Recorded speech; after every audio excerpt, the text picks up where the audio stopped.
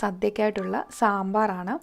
ഇതിനായിട്ട് ഇവിടെ പച്ചക്കറികൾ എടുത്തിട്ടുണ്ട്. ഞാൻ വെണ്ടയ്ക്ക, വഴുതനങ്ങ, പടവലങ്ങ, മുരിങ്ങയ്ക്ക, സവാള, ക്യാരറ്റ്, കിഴങ്ങ്, പച്ചക്കായ, വെള്ളരി, കുമ്പളങ്ങ, മത്തങ്ങ, പച്ചമുളക്, തക്കാളി എന്നിവയൊക്കെയാണ് എടുത്തിരിക്കുന്നത്. നിങ്ങൾക്ക് ഇത്രയും എടുക്കണമെന്ന് നിർബന്ധമില്ല. നിങ്ങളുടെ കയ്യിലുള്ള ഏത് പച്ചക്കറികൾ വേണമെങ്കിലും ഇതിലേക്ക് എടുക്കാവുന്നതാണ്. ഇതിൽ വെണ്ടയ്ക്ക ഞാൻ സെപ്പറേറ്റ് ആയിട്ടാണ് കട്ട് ചെയ്ത് മാറ്റി വെച്ചിട്ടുണ്ട്. ഇത് സാമ്പാർ പരിപ്പാണ്. 1/4 കപ്പ് അളവിലുള്ള പരിപ്പ് 3-4 മണിക്കൂർ കുതിർത്ത് എടുത്ത് വെച്ചിരിക്കുന്നതാണ്. ഇത് പിഴിപുളി കുതിർത്ത് അത് പിഴിഞ്ഞെടുത്ത് വെച്ചിരിക്കുന്ന വെള്ളമാണ്. നമുക്ക് ആദ്യം തന്നെ സാമ്പാർ പരിപ്പ് അല്പം മഞ്ഞൾപ്പൊടി ചേർത്ത് വേവിക്കാനായിട്ട് കുക്കറിലേക്ക് മാറ്റിയെടുക്കാം. ആദ്യം പരിപ്പ് വേവിക്കാനായിട്ട് വെക്കാം. അതിനുശേഷം നമുക്ക് ബാക്കിയുള്ള പച്ചക്കറികൾ വേവിക്കാം. ആദ്യം തന്നെ ഒരു കുക്കറിലേക്ക് ഞാൻ കുറച്ച് വെളിച്ചെണ്ണ ഒഴിച്ചു കൊടുത്ത് വെണ്ടയ്ക്ക ഒന്ന് മൂപ്പിച്ചെടുക്കുകയാണ്. ഒരുപാട് മൂക്കണ്ട, ഒന്ന് ജസ്റ്റ് ഒന്ന് ഫ്രൈ ആയി വന്നാൽ മതി.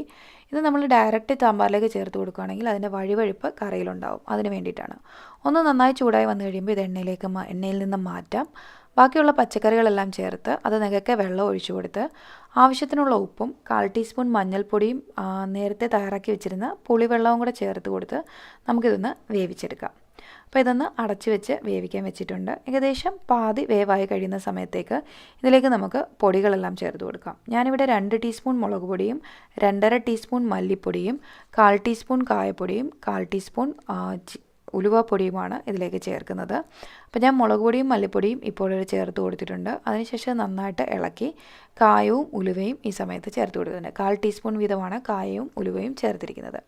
ഇനി ഇതിലേക്ക് ഈ സമയത്ത് നമ്മൾ വെണ്ടയ്ക്ക നേരത്തെ വറുത്ത് വെച്ചത് ഇതിലേക്ക് ചേർത്ത് കൊടുക്കാം. അതേപോലെ തന്നെ വേവിച്ച് വെച്ച പരിപ്പും കൂടെ ചേർത്ത് കൊടുക്കാം. എല്ലാം കൂടെ ചേർത്ത് നന്നായിട്ട് ഇളക്കി തിളപ്പിച്ച ശേഷം കടുക് വറുത്തതും കൂടെ ചേർത്ത് നന്നായി ഇളക്കിയെടുത്തിട്ടുണ്ടെങ്കിൽ നമ്മളുടെ സദ്യ സാമ്പാർ റെഡി ആയിട്ടുണ്ട്.